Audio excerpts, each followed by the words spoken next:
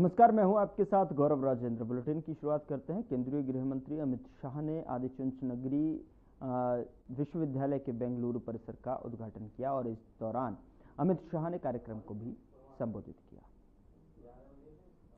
आध्यात्मिक परंपरा को बरकरार रखते हुए, उसको और उज्जवल करते हुए, इसके साथ सेवा, शिक्षा और समर्पण, इसको जोड़ने का काम महास्वामी ने किया और आज डॉक्टर निर्मलानंद नाथ महास्वामी जी भी इसको आगे बढ़ा रहे हैं। 1800 ವರ್ಷಗಳಿಗಿಂತಲೂ ಹಿಂದಿರತಕ್ಕಂತ ಈ ಭವ್ಯ ಪರಂಪರೆಯನ್ನ ಈ ದಿನ ಪರಮಪೂಜ್ಯ ಡಾಕ್ಟರ್ ನಿರ್ಮಲಾನಂದನಾಥ ಮಹಾಸ್ವಾಮೀಜಿಯವರು ತಮ್ಮ ಸೇವಾ ಮನೋಭಾವ, ಶಿಕ್ಷಣದ ಕಡೆಗೆ ಇರುವಂತಹ ಕಾಳಜಿ ಹಾಗೂ ಸಮರ್ಪಣಾ ಮನೋಭಾವದಿಂದ ಅದನ್ನು ಮತ್ತಷ್ಟು ಉತ್ತುಂಗಕ್ಕೆ ಏರಿಸಿದ್ದಾರೆ ಅನ್ನುವಂತಹ ವಿಷಯ ಅತ್ಯಂತ ಗಹನವಾದದ್ದು। यह मठ ने सेवा के माध्यम से अनेक गरीब और मध्यम वर्ग के परिवारों को आध्यात्मिकता और कर्म योग के साथ जोड़ने का काम किया है। ಬಡ ಮತ್ತು ಮಧ್ಯಮ ವರ್ಗದ ಜನತೆಯನ್ನ ಸೇರಿಸಿ ಒಂದು ಒಗ್ಗಟ್ಟಿನ ನಿರ್ಮಾಣವನ್ನ ಈ ಸಂದರ್ಭದಲ್ಲಿ ಶಿಕ್ಷಣದ ಟ್ರಸ್ಟ್ ಮೂಲಕ ನಡೀತಾ ಇದೆ। और ये मत 9 स्तंभों पर अन्न, अक्षरा, आरोग्य, आध्यात्मिकता, आश्रय, आरक्षण, आरण्य, अकालू, अनुकंपा और अनुबंध, ये 9 स्तंभों पर समाज के हर वर्ग को जोड़ने में सफल रहा है। और मैं मानता हूं इससे न केवल समाज के अंदर हमारी आध्यात्मिकता, हमारी संस्कृति, हमारा धर्म मजबूत हुआ है, समाज की एकता को भी इस मठ ने बहुत मजबूत कर एक बहुत अच्छा उदाहरण धार्मिक संस्थाओं के लिए देने का काम किया है। ಅನ್ನ, ಅಕ್ಷರ, ಆರೋಗ್ಯ, ಅಧ್ಯಾತ್ಮ, ಆಶ್ರಯ, ಅನುಕಂಪದಂತಹ 9 ಸ್ತಂಭಗಳನ್ನ ಮೂಲವಾಗಿರಿಸಿಕೊಂಡು ಸಮುದಾಯದ ಎಲ್ಲ ವರ್ಗಗಳನ್ನ ಒಗ್ಗೂಡಿಸಿ ಏಕತೆಯನ್ನ ಸಾಧಿಸಿ ಆಧ್ಯಾತ್ಮಿಕತೆ, ಸಂಸ್ಕೃತಿ ಹಾಗೂ ಏಕತೆಯ ನಿಟ್ಟಿನಲ್ಲಿ ಮಹತ್ವದ ಕೊಡುಗೆಯನ್ನ ನೀಡಲಾಗ್ತಾ ಇದೆ। ये मठ नवाचार और परंपरा दोनों को साथ में रखकर आगे बढ़ता है।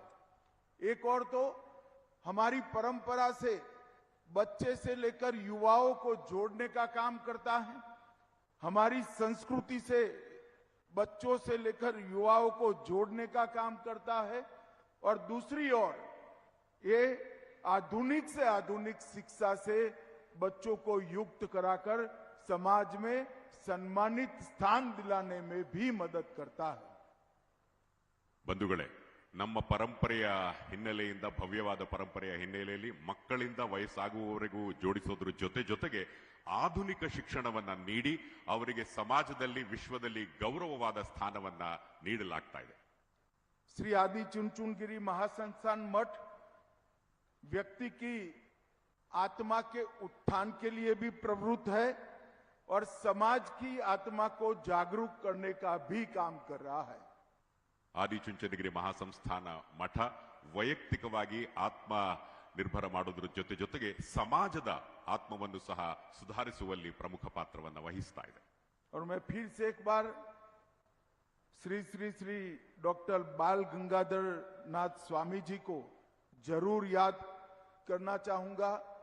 71वें पीठाधीश के 39 साल के कार्यकाल में सैकड़ों स्कूलें बनाई, कई अस्पताल बनाए और यहां से कई छात्रों को निशुल्क निवास के साथ शिक्षा से युक्त कर समाज में सम्मानित स्थान पर पहुंचाया। अनाथालय बनाए, वृद्धाश्रम बनाए और मानसिक रोगियों के कल्याण के लिए भी ढेर सारे इनिशिएटिव महास्वामी जी ने लिए और यही परंपरा को डॉक्टर निर्मलानंद नाथ जी ने आगे बढ़ाया है। मैं आशा करता हूं ये मठ सालों सालों तक इसी प्रकार से सेवा के इस यज्ञ को आगे बढ़ाता रहेगा। ಮತ್ತೊಮ್ಮೆ ನಾನು ಡಾಕ್ಟರ್ ಬಾಲಗಂಗಾಧರನಾಥ ಮಹಾಸ್ವಾಮೀಜಿಯವರನ್ನ ನೆನೆಸ್ಕೊಳ್ಳೋದಕ್ಕೆ ಇಷ್ಟಪಡ್ತೇನೆ. ಅವರು ಹಾಕಿಕೊಟ್ಟಂತಹ ಮಾರ್ಗ, ಸ್ಕೂಲ್ಗಳಿರ್ಬೋದು, ಆಸ್ಪತ್ರೆಗಳಿರ್ಬೋದು, ಜೊತೆಗೆ ಉಚಿತವಾಗಿರತಕ್ಕಂಥ ಶಿಕ್ಷಣವನ್ನು ನೀಡೋದರ ಮೂಲಕ ಈ ಒಂದು ಭವ್ಯ ಪರಂಪರೆಯನ್ನ ಡಾಕ್ಟರ್ ನಿರ್ಮಲಾನಂದನಾಥ ಮಹಾಸ್ವಾಮೀಜಿಯವರು ಮುಂದುವರಿಸ್ತಾ ಇದ್ದಾರೆ. ಇದೇ ರೀತಿ ಇದು ನಡೆದುಕೊಂಡು ಬರಲಿ ಅಂತ ನಾನು ಹಾರೈಸ್ತೀನಿ. और आदि चुनचुनगिरी विश्वविद्यालय छात्रों को नई दिशा तो देता ही है, मगर NAC A+ प्राप्त कर भारत की श्रेष्ठ यूनिवर्सिटी में भी वो शामिल हुआ है. ಆದಿಚುಂಚನಗಿರಿ ಶಿಕ್ಷಣ ಟ್ರಸ್ಟ್ ವಿದ್ಯಾರ್ಥಿಗಳಿಗೆ ಅತ್ಯುತ್ತಮವಾದ ಶಿಕ್ಷಣವನ್ನು ನೀಡುತ್ತೆ. ಅದರ ಜೊತೆಗೆ ನಮ್ಮ ಹೆಮ್ಮೆಯ ಭಾರತದ ಸಂಸ್ಕೃತಿಯಡಿಗೂ ಸಹ ತಾವೆಲ್ಲರೂ ಸಹ ಪರಿಚಯ ಮಾಡಿಕೊಳ್ಳಬೇಕು. यहाँ पर स्थित 1500 बेड का अस्पताल और रिसर्च सेंटर न्यूरोसर्जरी, कार्डियोलॉजी, एंकोलॉजी और इसके अलावे किडनी, लीवर, कॉर्निया, इसके ट्रांसप्लांट तक की उच्चतम आरोग्य की सेवाएं यहां बहुत कम दर में और गरीबों के लिए मुफ्त में उपलब्ध होती हैं. ವಿಶೇಷವಾಗಿ ವಿವಿಧ ಕ್ಷೇತ್ರಗಳಿರಬಹುದು, ಆ ಕ್ಷೇತ್ರಗಳಲ್ಲೆಲ್ಲವೂ ಅತ್ಯುತ್ತಮವಾಗಿರ್ತಕ್ಕಂಥ ಹೆಲ್ತ್ ಕೇರ್ ಅಂದ್ರೆ ಆರೋಗ್ಯ ಸೇವೆಗಳನ್ನ ಕೈಗೆಟುಕುವ ಬೆಲೆಗಳಲ್ಲಿ ಸಂಸ್ಥೆ ನೀಡ್ತಾ ಇರೋದು ಸಂತೋಷ. मित्रों, हमारे देश के नेता और प्रधानमंत्री मोदी जी ने एक बहुत बड़ा वाक्य सालों पहले गुजरात में कहा था कि गरीबी की सबसे बड़ी समस्या बीमारी है और बीमारी की सबसे बड़ी वजह इलाज का खर्च है. शासन ने गरीबों के बीमारी के इलाज की व्यवस्था करनी चाहिए. और आज मैं गर्व के साथ कहता हूं, मोदी जी जब देश के प्रधानमंत्री बने तब 20 साल पहले बोला हुआ वो वाक्य उन्होंने पूरा किया है. आज देश के 60 करोड़ गरीबों को 5 लाख तक का पूरा इलाज मुफ्त में फ्री ऑफ कॉस्ट कराने की व्यवस्था भारत सरकार ने की है. उधर सीएम योगी ने आजमगढ़ से गोरखपुर लिंक एक्सप्रेस वे का लोकार्पण किया. वहीं सीएम योगी ने कार्यक्रम को भी संबोधित किया.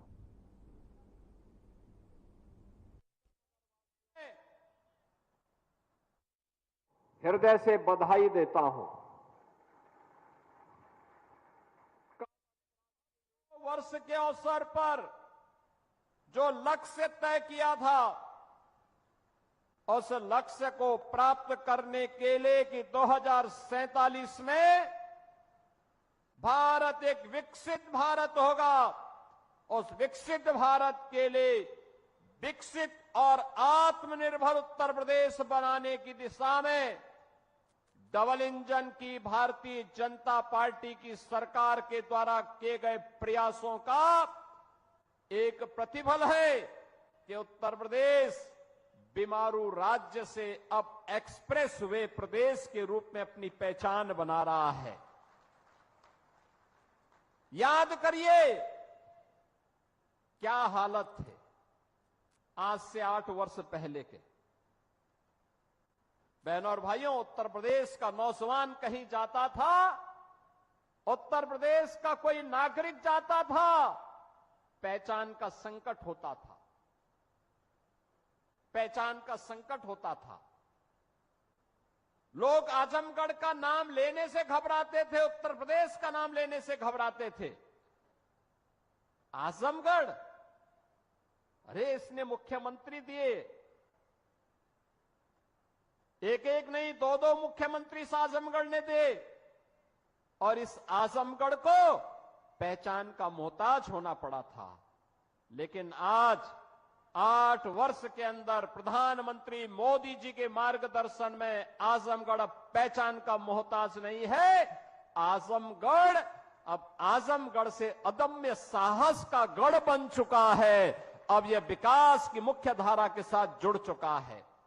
और इसके लिए तो प्रधानमंत्री जी ने कहा था कि विकास के लिए गति चाहिए, प्रगति के लिए गति चाहिए, समृद्धि के लिए प्रगति चाहिए. और जब गति होगी तो प्रगति होगी, प्रगति होगी तो समृद्धि होगी, और समृद्धि होगी हर चेहरे पर खुशहाली भी होगी। यही तो खुशहाली का राज है, और इसी खुशहाली के साथ आपको जोड़ने के लिए हम लोग आए हैं। याद करिए कितनी विकास की योजनाएं पिछले 8 वर्ष में आजमगढ़ में आई। पूर्वांचल एक्सप्रेसवे का शिलान्यास भी 2018 में, जुलाई 18 में प्रधानमंत्री जी ने किया था, और उद्घाटन 2021 में पूर्वांचल एक्सप्रेसवे का उद्घाटन भी आदरणीय प्रधानमंत्री नरेंद्र मोदी जी ने किया था। याद करिए 340 किलोमीटर लंबे इस एक्सप्रेसवे को अब मैं देखता हूं आजमगढ़ के लोग, मऊ के लोग, गाजीपुर के लोग सुबह जाते हैं लखनऊ और दोपहर में अपना कार्य निपटा करके वापस अपने गांव, अपने शहर में वापस आ जाते हैं। ये होती है गति और यही होती है प्रगति। जब हम लोग 2017 में आए थे, हमारे पास 1.5 एक्सप्रेसवे थे, यमुना एक्सप्रेसवे और आगरा लखनऊ एक्सप्रेसवे का काम आधा हुआ था। आज मुझे बताते हुए प्रसन्नता है, आधे काम को तो हमने पूरा किया ही। पूर्वांचल एक्सप्रेसवे की यात्रा का साक्षी आप बन रहे हैं। 2021 से लगातार बन रहे हैं। 2022 में बुंदेलखंड एक्सप्रेसवे चालू हो गया है, 300 किलोमीटर का है। पूर्वांचल एक्सप्रेसवे 340 किलोमीटर का बन करके पहले तैयार हो चुका है। अब इसकी कनेक्टिविटी सीधे पटना तक के लिए पूरी होने जा रही है। आप याद करिए कि पटना से लेकर के लखनऊ तक और लखनऊ से लेकर के दिल्ली तक की पूरी कनेक्टिविटी कितनी आसान हो जाएगी। 1857 के प्रथम स्वातंत्र समर के नायक वीर कुंवर सिंह ने जब अंग्रेजों को पछाड़ने के लिए आजमगढ़ तक नायक श्री शुक्ला जी, विपिन सिंह जी, फतेह बहादुर सिंह जी, श्री राम चौहान जी, श्री राजेश त्रिपाठी जी, श्री महेंद्र पाल सिंह जी, श्री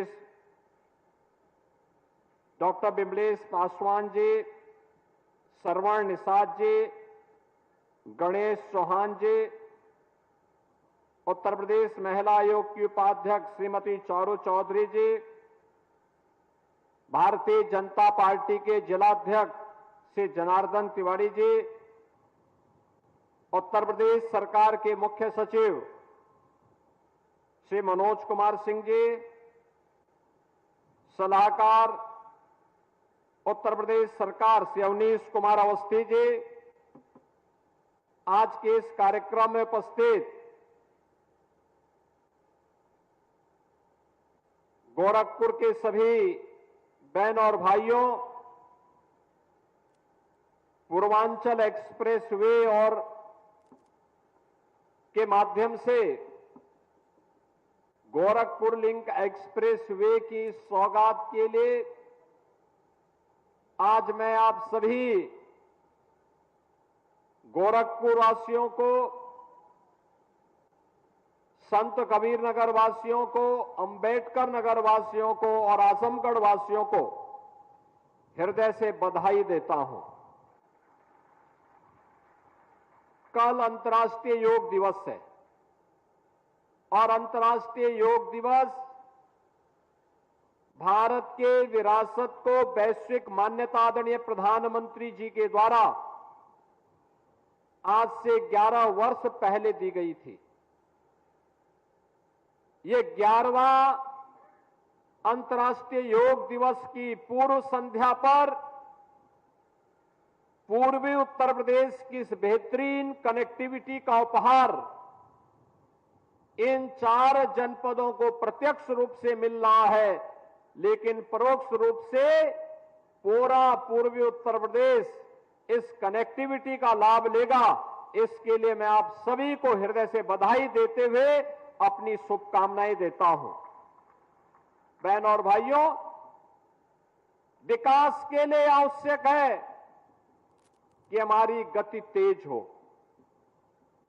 गति बढ़ाने के लिए उस प्रकार का इंफ्रास्ट्रक्चर चाहिए। अच्छा इंफ्रास्ट्रक्चर है तो गति बढ़ेगी, गति बढ़ेगी तो प्रगति होगी, और प्रगति होगी तो समृद्धि अपने आप ही आएगी।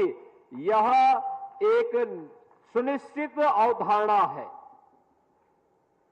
दुनिया के अंदर जितने भी विकसित देश हैं, उन्होंने अपने इंफ्रास्ट्रक्चर पर ध्यान दिया।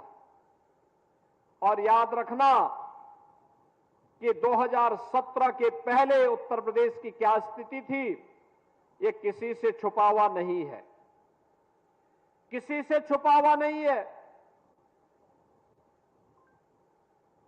विकास तो कोसों दूर था, बुनियादी सुविधाओं का अभाव था, गरीब कल्याणकारी योजनाओं का कोई लाभ समाज के किसी तबके को नहीं मिल पाता था, और परंपरागत उद्यम भी बंद के कगार पर थे। एक जनपद एक माफिया पिछली सरकारों की देन थी। परिणाम था विकास भी बाधित था, व्यापारी और बेटी दोनों की सुरक्षा खतरे में थी। विकास की कोई योजना आती थी तो विकास की इस योजना में बंदर बांट करने के साथ ही माफिया में वर्चस्व की जंग शुरू हो जाती थी। लेकिन अब उत्तर प्रदेश माफिया मुक्त, गुंडा मुक्त, दंगा मुक्त राज्य के रूप में अपने आप को स्थापित कर चुका है। टूरिज्म का और इन्वेस्टमेंट का एक बेहतरीन डेस्टिनेशन बनकर के देश के अंदर उभरा है। पहले पता ही नहीं लगता था सड़क में गड्ढा है या गड्ढा में सड़क है, इसका पता ही नहीं रहता था। लेकिन अब एक्सप्रेस वे का जाल पूरे प्रदेश को एक नई अर्थव्यवस्था के रूप में स्थापित कर रहा है।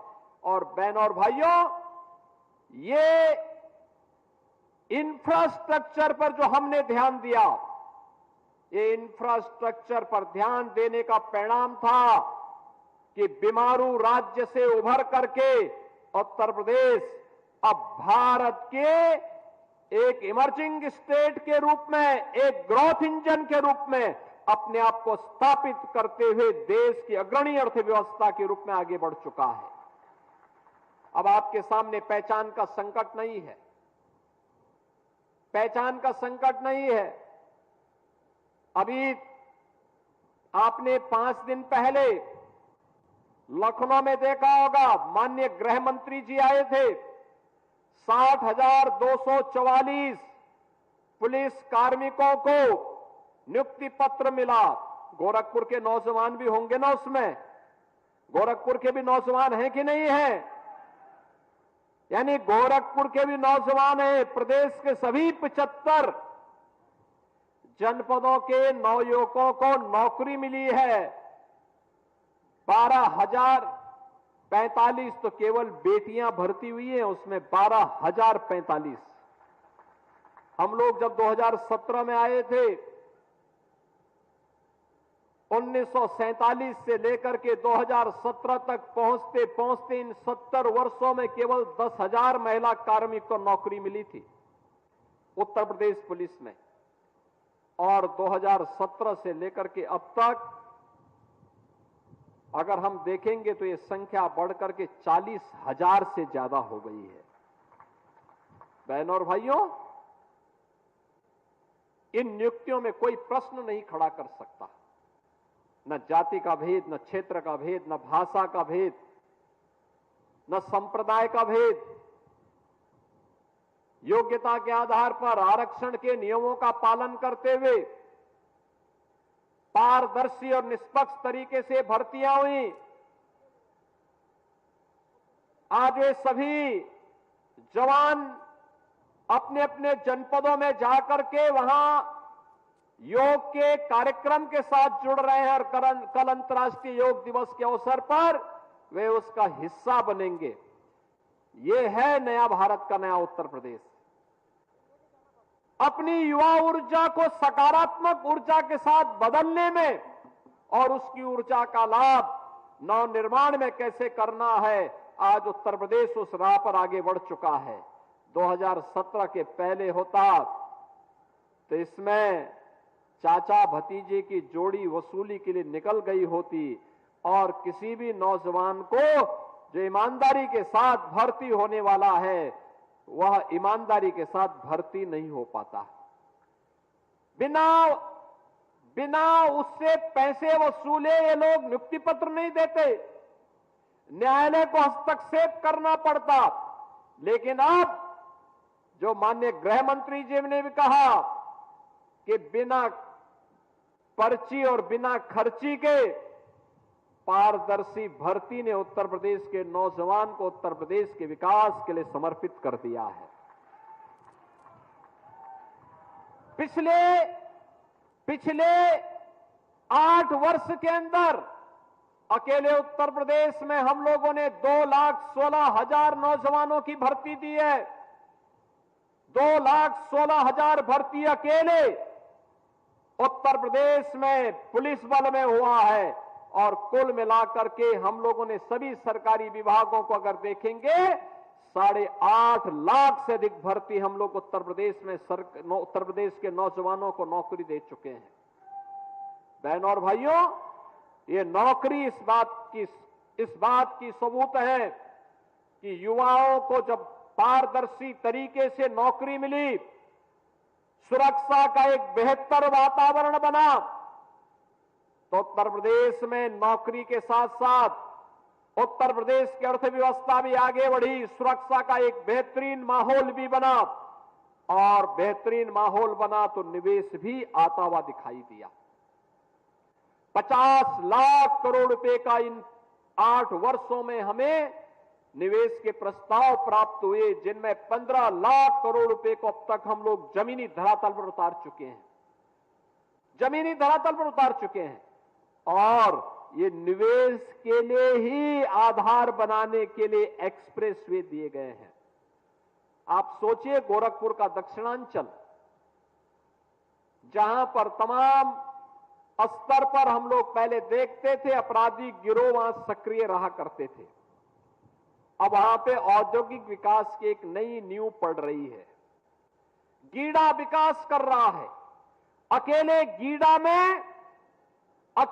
गीडा में हम लोगों ने पिछले 8 वर्ष में 15,000 करोड़ रुपए से अधिक के निवेश को जमीनी धरातल पर उतारा है। 40,000 से अधिक नौजवानों को यहां पे उद्योगों में नौकरी दी है। अलग अलग क्षेत्रों में जो उद्योग लग रहे हैं, इनके माध्यम से भी नौकरी की अनंत संभावनाओं को आगे बढ़ाया है। और जो आज हम गोरखपुर में और आजमगढ़, संत कबीर नगर, अंबेडकर नगर में जो कार्य आज हम कर रहे हैं, यही कार्य पूर्वांचल एक्सप्रेसवे ने लखनऊ से लेकर के गाजीपुर के बीच उसी कनेक्टिविटी के माध्यम से किया है। यही कार्य बुंदेलखंड एक्सप्रेसवे ने बुंदेलखंड के 7 जनपदों में किया है और यही कार्य इस वर्ष के अंत तक गंगा एक्सप्रेसवे के माध्यम से मेरठ से लेकर के प्रयाग। थाना सेक्टर 63 पुलिस द्वारा बहलोलपुर अंडरपास पर चेकिंग की जा रही थी, तभी ये सामने से जो है एक संदिग्ध ऑटो आता दिखाई दिया जिसमें 4 बदमाश सवार थे।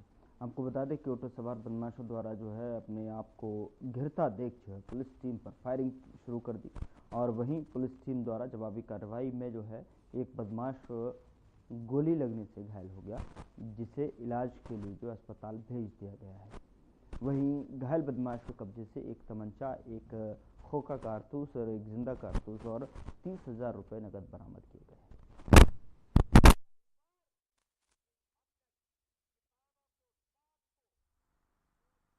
जब थाना सेक्टर 63 पुलिस टीम द्वारा बहलोलपुर अंडरपास के पास चेकिंग नियमित रूप से चेकिंग की जा रही थी तो उन्हें एक संदिग्ध ऑटो तेज गति में आता हुआ नजर आया। जब पुलिसकर्मियों ने उस ऑटो को रोकने का प्रयास किया तो रुका नहीं, परंतु एफएनडी रोड की तरफ ऑटो को भगाने लगा। जब पुलिसकर्मियों ने उसका पीछा किया तो वह ग्रीन बेल्ट की तरफ ऑटो भागने लगा और खुद को गिरता देख उसमें से जो चारों लोग अंदर थे वह चारों लोग ग्रीन बेल्ट की तरफ भागने लगे। खुद को गिरता देख उन्होंने पुलिस की तरफ जान से मारने की नीयत से फायर किया, जिसमें पुलिस वाले बाल बाल बचे। जब पुलिस ने आत्मरक्षा में जवाबी फायर किया तो उनमें से एक बदमाश के पैर में गोली लगी। तुरंत ही उसको पास अस्पताल में उपचार के लिए भेजा गया। जब जानकारी की गई तो उस व्यक्ति का नाम गौरव था और उसके पास से चोरी किए हुए लगभग 30,000 रुपये बरामद हुए। जब इसमें आगे तफ्तीश की गई तो मालूम चला कि ये वही व्यक्ति है जिसने कुछ समय पहले थाना सेक्टर 63 थाने क्षेत्र में ही एक चोरी की घटना को अंजाम दिया था। कॉम्बिंग के दौरान अन्य 3 लोगों की गिरफ्तारी भी सुनिश्चित हुई और इन चारों के पास से कुल मिला के लगभग 90,000 रुपये बरामद हुए, जो इन्होंने एक सेक्टर 63 में एक बुलेटिन में इतना ही। नमस्कार।